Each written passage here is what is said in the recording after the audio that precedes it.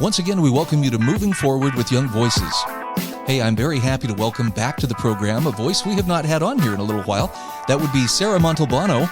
Sarah, it's been a couple of years, I think, since you and I last talked, but welcome back to the show. For those meeting you for the first time, take a moment to remind us who you are. Thank you. Yeah, it's been a while. It's been too long, in fact. I'm Sarah Montalbano. I'm a contributor with Young Voices, and in my day job, I am an energy policy fellow with Center of the American Experiment, a Minnesota-based think tank. And I'm also a senior fellow at the Independent Women's Forum, Center for Energy and Conservation. Well, I'm looking at an article that you wrote that was published in Reason, and it's titled, "I'm a Gamer. The No Fakes Act Could Get Me in Trouble." And I'm thinking, since the last time you and I talked, AI has become very dominant on just about every part of life. But talk to me about the No Fakes Act. I know that there's concern about deep fakes, and we heard this concerning Joe Biden when he was president. That there was allegations that some of the videos of him may have been deep fakes generated by AI. But as far as Congress trying to prevent mischief with deep fakes, tell me how this act also has a dangerous side. Yeah, so the No Fakes Act is the Nurture Originals, Foster Art, and Keep Entertainment Safe Act of 2025. It's been introduced in Congress, and really, I think the intent of the act is pretty good. It sounds good on paper to stop deepfakes, protect people's likenesses, and the way it does this is a digital replica. So it defines a digital replica as essentially a realistic computer-generated version of someone's voice or likeness. And that is an interesting case for the video gaming community, right? Because there are a lot of games where you have, community-generated content called mods that you can, put celebrity faces on the various characters in this game. You can create, in your own character creation menu for a lot of games, you can choose what your face looks like. Wow. And I think there's a lot of consternation, a lot of concern that this can actually damper the fun for a lot of video games. What is the concern? Is it that people will misuse the likeness of someone either for fraud or for harassment or things like that? Is that the underlying issue that they're trying to address? Mm-hmm. Yeah, and there's certainly a lot of that concern. The other kind of ambiguity in this act is that there's a provision about basically creating the tools to generate these likenesses. And a lot of video games are wondering, and developers are wondering, well, what does that constitute? Does my character creation menu constitute a tool where this, deep fake might be generated? So there's a lot of concern, I think, that, this is an overly broad definition. Pardon me, I've been sick for the last couple of weeks. Oh, summer wouldn't be summer if it didn't go out with a good cold. Exactly.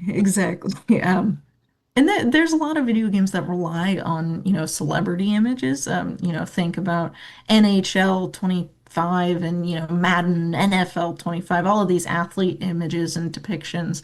But there's also, a video game that I've personally played that I enjoy called Cyberpunk 2077. You have Keanu Reeves following you around as the player character, and his likeness is used extensively.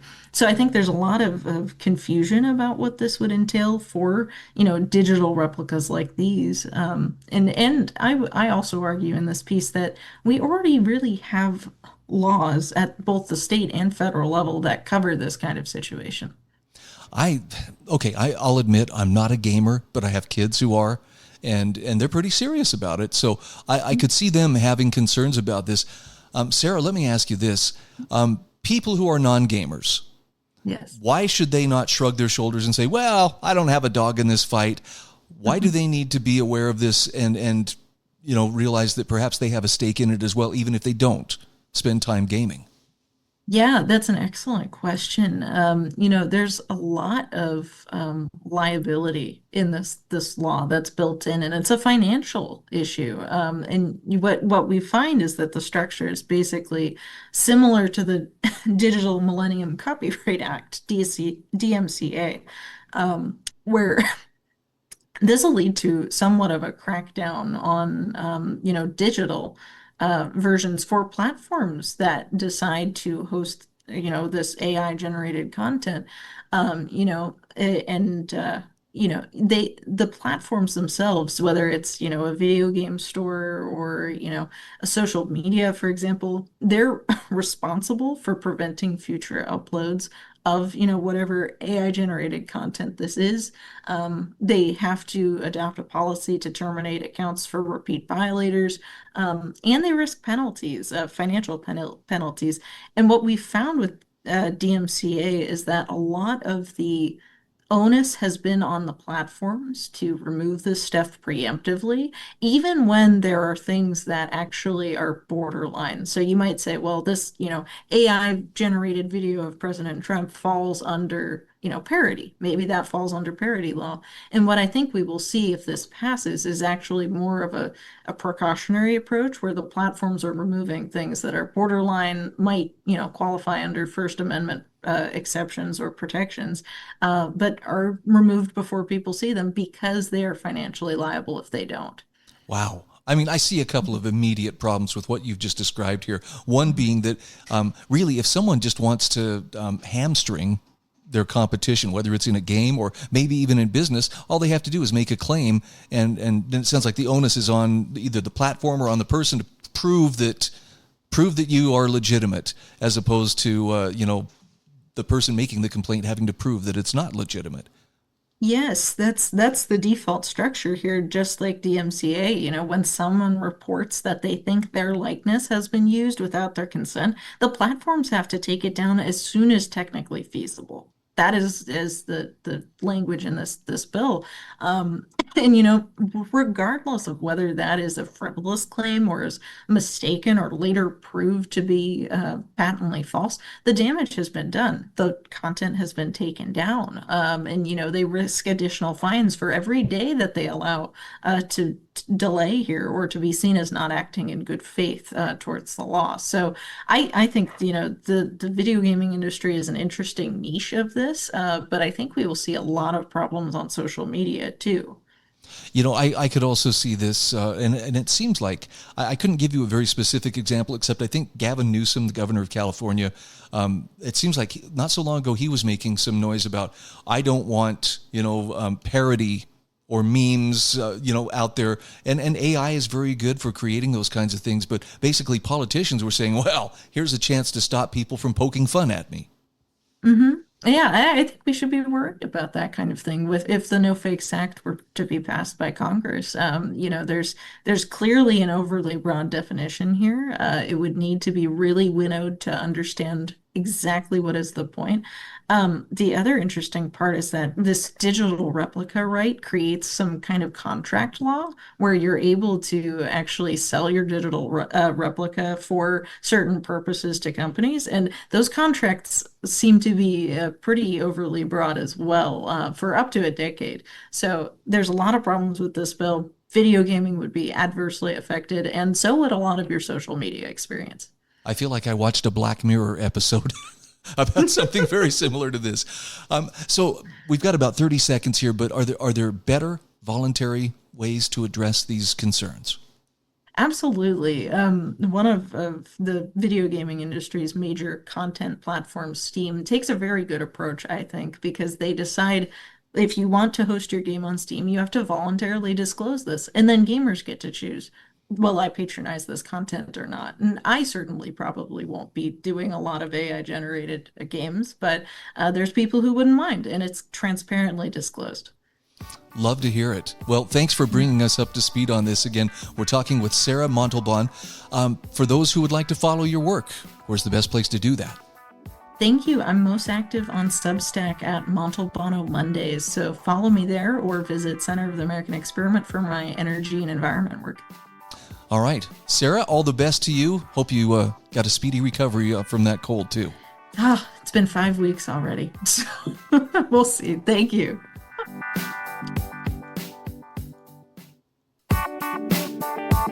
And we are back on Moving Forward with Young Voices. Alex Rosada is back on the show. Alex, we've had you on here many times before, but for those who are meeting you for the first time, take a moment, tell us who you are. Certainly, it is great to be back with Moving Forward. I'm Alex Rosada. I work at a foreign policy think tank in Washington, D.C., the chief of staff at the Ramos Research Institute, and a contributor for Young Voices. I'm looking at an opinion piece you wrote for Newsweek. Gen Z conservative, what Charlie Kirk meant to my generation. And boy, is this a timely topic. Where do we even begin? Well, first off, by offering condolences for the Kirk family and just proclaiming to our Lord and Savior, Jesus Christ, that may He protect Charlie's soul. It's absolutely insane still, even a week after this horrific assassination took place in Utah, that claimed the life of a 31-year-old mentor, builder, husband, and father. And for someone who wanted to reach out to the next generation and offer them not only a seat at the table, but extend to them a microphone to his greatest dissenters and those who disagreed with opinions.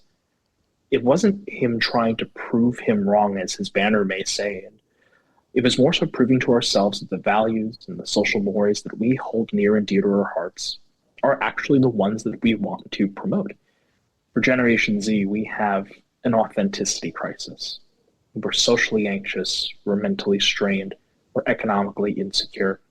And Charlie Kirk gave us a forum to understand for ourselves why that's the case.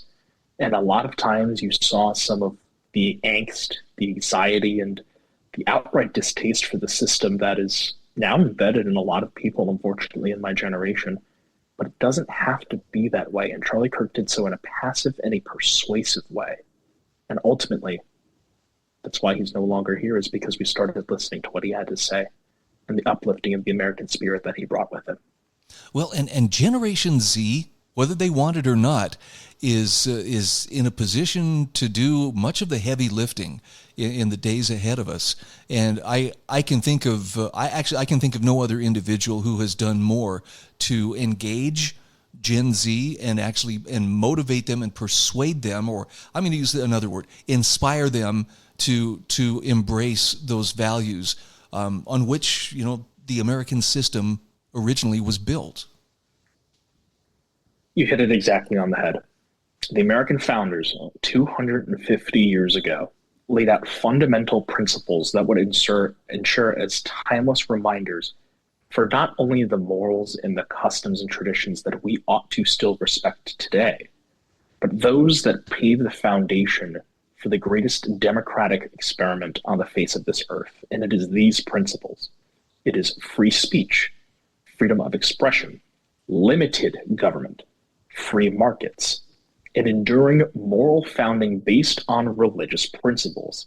What does that look like in today's contemporary America, where things are rapidly shifting around? It looks like having funding for law enforcement and resources, having entrepreneurial values front and center at economic forums, having stability socially, raising a family, getting married.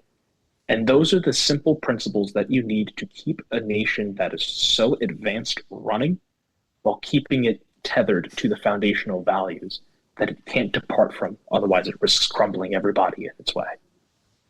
Talk to me about why was Charlie's approach so effective? I mean, there can be no question. It's not a matter of, well, effective is in the eye of the beholder. No, I think we can safely say with millions of followers, and I think at last chance I'd heard there are now thousands, maybe tens of thousands of people wanting to open Turning Point USA chapters on college and high school campuses. He definitely was having impact. What was different about his approach from previous people who have likewise sought to inspire, a generation? One word: outreach. That was the crux of what made TPUSA such a juggernaut on so many college campuses. Now you're seeing in the aftermath of his assassination, there was 60,000 new entities being inquired about at high schools and college campuses. They have brand new speaking tours that are debuting speakers such as Vivek Ramaswamy and Michael Knowles and Tucker Carlson. Is that you didn't kill the man himself. You killed not just, I guess, his ideas, but they spawned in a broader movement. That Charlie Spirit isn't going to die. This is just the beginning, not only of modern conservatism, getting inroads and infrastructure at places where the next generations are learning, where they're congregating, where they're interacting with one another. This is something that is going to ultimately restore some of the principles that seem to be awash in the national conversation that Generation Z feels that they are not a part of. And just talking about some of the reasons why that is because we've lost a lot of trust in social and political institutions. Take a look at Congress, for example. There was a study by Statista showing that earlier this year, it had a 17% approval rating. Going all the way back to the 1950s, about 70% of Americans said that they could trust Congress to do the right thing. Now 85% of Americans say that Congress doesn't care about people like them. We're also seeing it too with the media, that it is partisan, polarizing, and ultimately is an interpreter of news itself rather than reporters of it. 2024 is a great example. According to the Media Research Center, you saw 78% of stories run about Kamala Harris positive, 85% of ones that they run by Donald Trump were negative. So at that point, you're not realizing people as citizens, you're realizing them as consumers, as part of a broader agenda. We shouldn't be classified as that. We're individuals. We have our own agency. We have our own will. And it's about time that somebody or something came around and respected it. And Charlie Kirk was authentic. He was raw. He was provocative in some senses, according to some people. And that was the authenticity that we needed in order to get ourselves back and functioning and reasoning again. Well, one of the things that I observed, and this is just a casual observation, as I watched different clips of him talking to people, some very hostile, some, more accommodating, but he never once lost his sense of the other person's humanity. Even when someone would come at him with both barrels, profanity and vulgarity, and doing everything they could to provoke some kind of an angry outburst, Charlie was always reasoned in his response to them. That speaks to a larger decline of civility that is happening within the country. According to studies from the AVA, about 88% of Americans say that civility is on the decline. You have people, specifically within Generation Z, feeling that they've incurred the most discrimination in terms of the classroom, in their interactions online with peers, and even in person. And even as something as simple as table manners, 77% of Gen Z says that it just doesn't matter.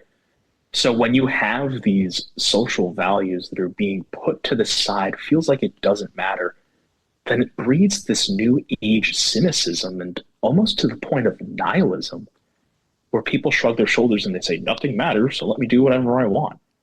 No, your actions matter. Consequences matter.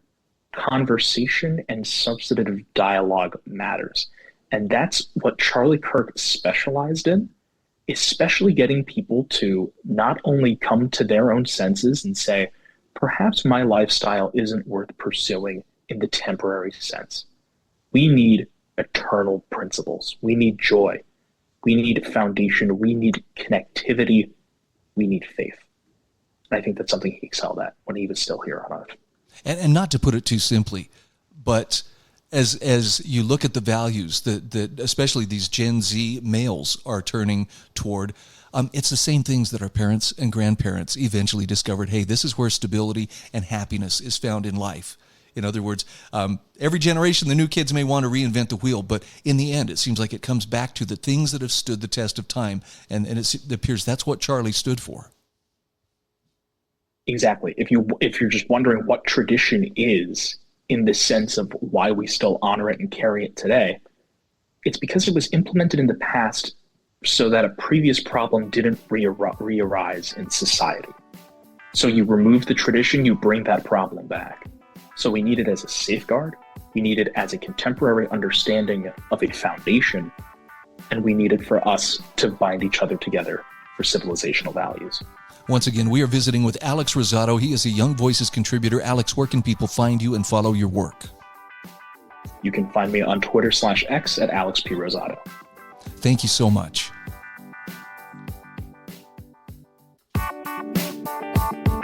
Welcome back to Moving Forward with Young Voices. We are happy to welcome Chloe Sparwath back to the program. Chloe, it's been a few weeks, but glad to have you on board. For the sake of those meeting you for the first time, take a moment and tell us about yourself. Yeah, hi. Great to be here again. My name is Chloe. I'm calling in from Atlanta. I graduated a few years ago from the University of Virginia with a degree in foreign affairs, and I have been in the Israel Jewish-Christian relations space for, I want to say, almost a decade. That makes me very old. That makes me older than I thought I was. But yes. So, yeah, really happy to be here. I'm a Young Voices contributor. And yeah, ready to go. That's a really interesting space to inhabit too, because there's a lot going on at any moment. And right now there's a ton of stuff happening in that space. I'm looking at an article that you had published on realclearreligion.org. Medieval antisemitism is creeping back into the church. And I do see this. I mean, I follow mostly conservative commentators and influencers, and I am definitely seeing there's some pretty strong antipathy toward Israel, the state of Israel, that is coming through. But talk to me about, at what point does that skepticism of the state of Israel bleed over into just full-on anti-Semitism? Yes. So the first thing that I would say, just as, caveat for everybody, criticizing Israel is not inherently anti-Semitic. Just like you can criticize the government of any other country or the leaders of any other country without it being, some kind of racism or, bigotedness, you can do that. It's not anti-Semitic.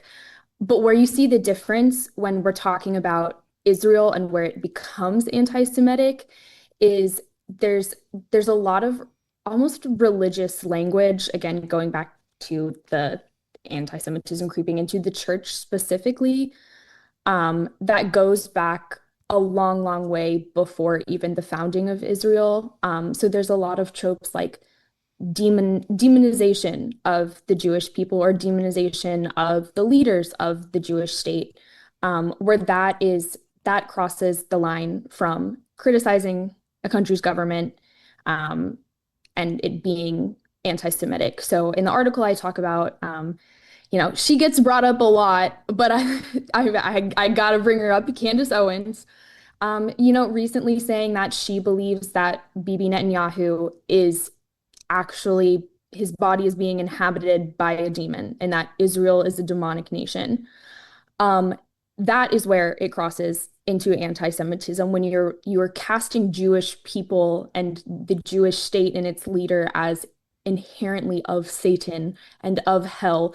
There's not a lot of, probably no other really countries out there that are being described as that right now. And so I think that that's a lot of where the difference comes in.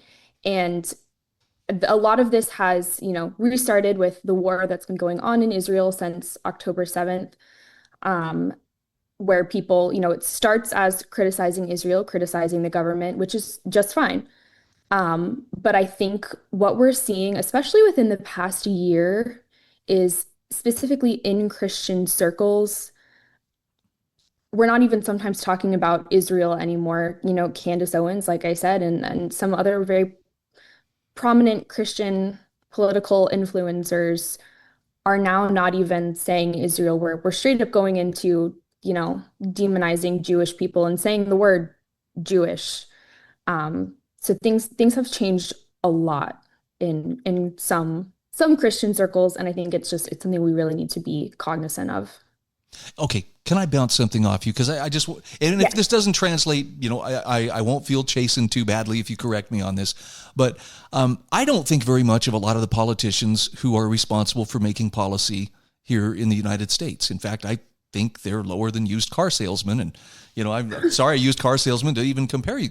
But for people to say, well, your leaders are, thoroughly corrupted and therefore you are exactly like them, I would definitely take offense. I'm not exactly like them. And I can't help but think that whatever problems Israel may have within its own government, and I'm sure they struggle with some of the same things that we do, that doesn't mean that the leaders are one and the same with the people. I'm sure there are Israelis who are concerned about some of the things for which their leaders get criticized, and perhaps, rightly so. But my point is, they're not in lockstep, or they're not, somehow melded to their leadership by that association. Is that an analogy that holds up? Or if you see some holes in there, please, point them out and help me learn. No, exactly. And like you're saying, okay, the Israeli people are not necessarily their government, just like the American people are not their government. There's a lot of things that the Russian government does that a lot of people tend to disagree with, but you don't see the demonization of Russian people, Russian tourists around the world, which is happening to Israelis. There's Israelis being harassed in Ireland. There was just a case in the United States. You don't see that happening with any other country. It's very specifically Israel, that the Israeli government has done something bad in some people's minds, so the Israeli people must be bad. And then that's where the leap happens to, okay, because Israel is the Jewish state, then therefore the Jewish people must be bad, and there must be something inherently wrong with Judaism. And as you know, Judaism is a religion, but it's also an ethnicity. So that's where it also becomes, racism a little bit. And you point out in your article, before the Jewish state ever existed, there was anti-Semitic beliefs. In fact, you list some of the medieval anti-Semitic beliefs. And if you wouldn't mind, clue us in on there were things that were said about the Jews way back when that, you would think today would be like, oh my word, how could somebody say that? But we have people doing something very similar today. Yes. Anti-Semitism is a sickness that has existed for thousands of years. It's not new to 2025. Israel is just the new front. People don't like Israel, but it's a mask for not liking the Jewish people. When we're talking about medieval anti-Semitism, that has been going on for years and years and years.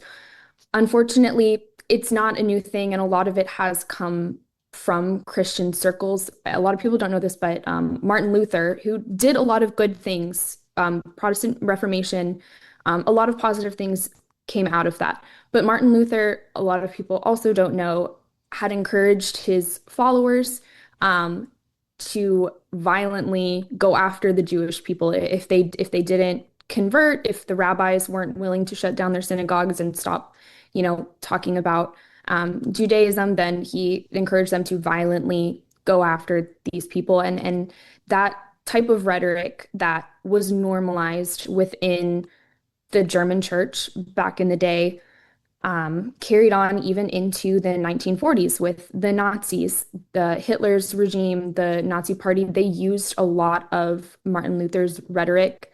Some of the anti-Semitic tropes they talked about, like Martin Luther talked about as if like Christian children being killed and kidnapped by Jewish men and using their blood to make matzo ball soup, just ridiculous lies that were used to justify violence against Jewish people.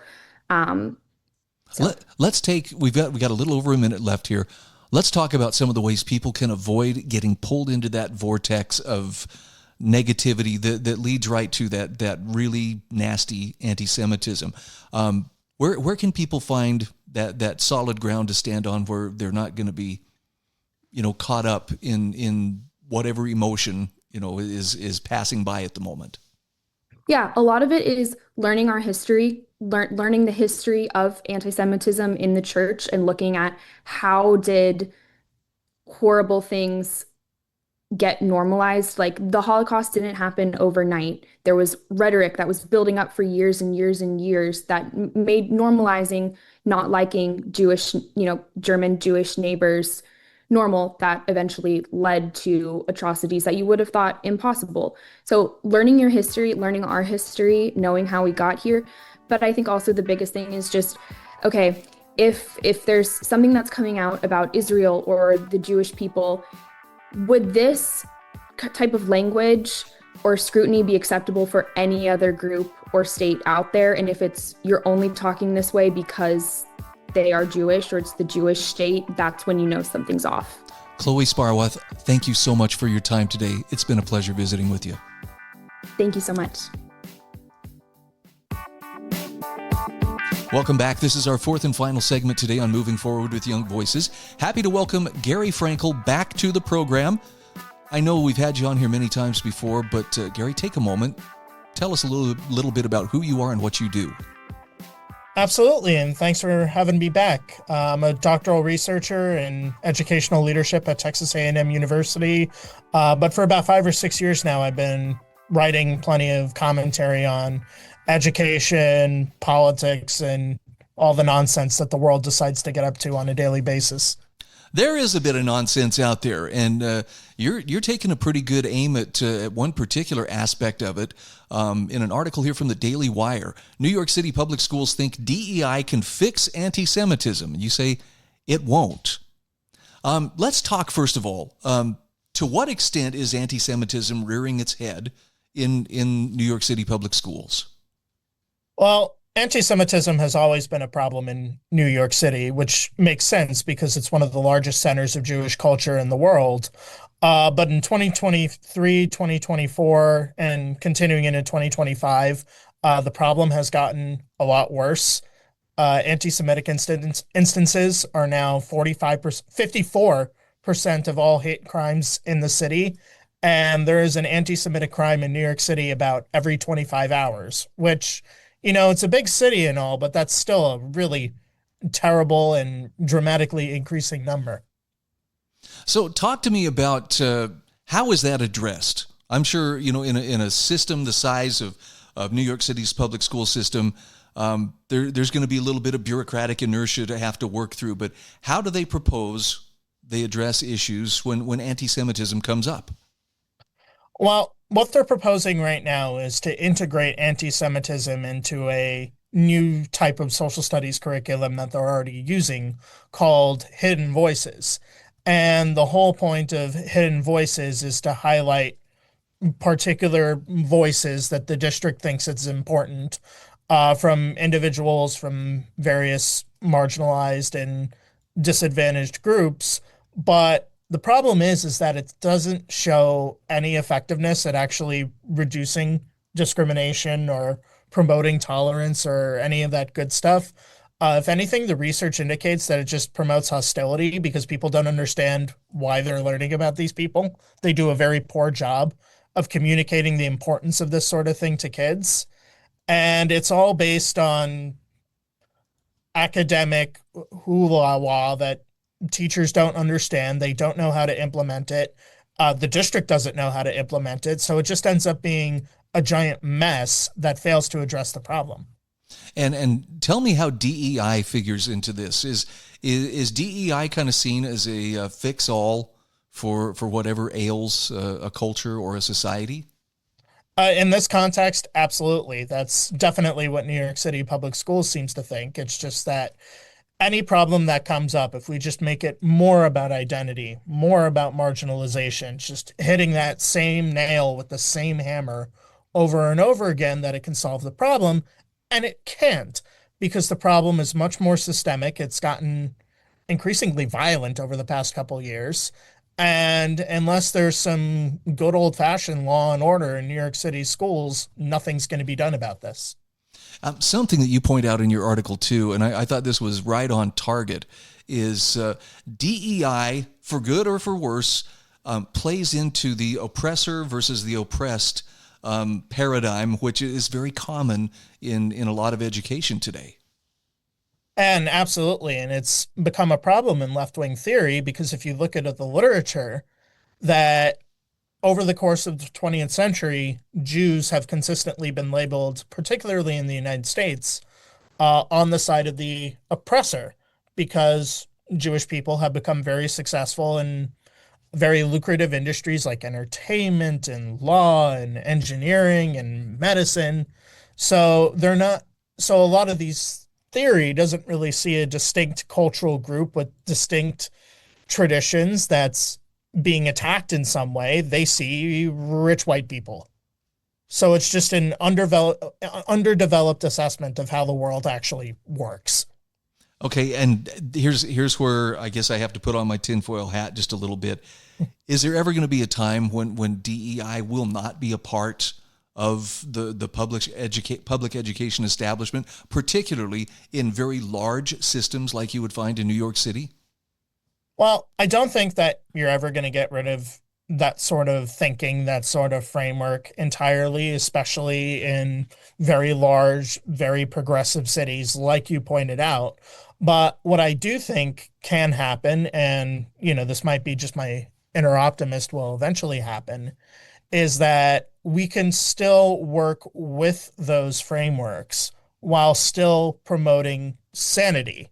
I mean, discipline has become a big problem in a lot of these schools because they're fixated on restorative justice. So if there's an anti-Semitic incident in your school, maybe instead of just like sending them to the principal's office and they come back with a cookie and a juice box 15 minutes later, how about suspensions?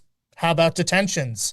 How about actual consequences? And of course, this shouldn't just be for anti-Semitic incidents. This should be for all sorts of misbehavior, but really just enforcing the notion that actions have consequences and that schools aren't going to tolerate just letting students do whatever they will anymore, and, give teachers a little bit of support and controlling their classrooms and controlling the hallways. You mentioned in your article that parents, teachers, and students have complained repeatedly that the city's public schools aren't doing very much to address those anti-Semitic incidents that may occur on campuses.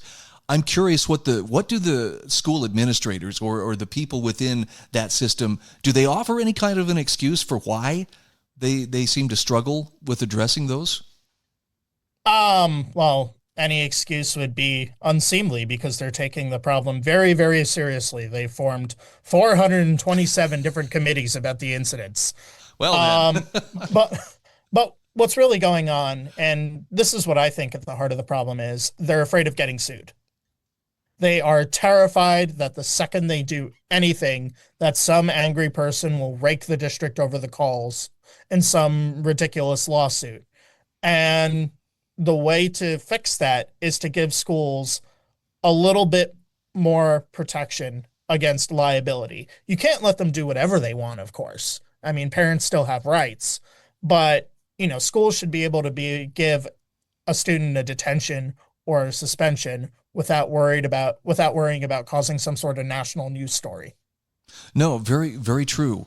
I'm also just curious if there's if maybe that lack of action comes down to tribalism seems to have found a place, and this is I'm painting with a broad brush here, but particularly among more progressive cities and more progressive systems, it seems like tribalism is just kind of accepted as well. That's the way it is. Has it always been that way? To a certain extent, yes. If you look at educational history, there's a very long history of people being tribalist about education. But what's important is that in previous decades, previous centuries, people found ways around them. People found ways to adjust and to adapt, and in some cases to force their way through the door. And places like New York City are trying to shut all those doors behind them, which is the real problem. Is this one of those instances where government may not be the solution to overcoming those divisions? It may very well not be.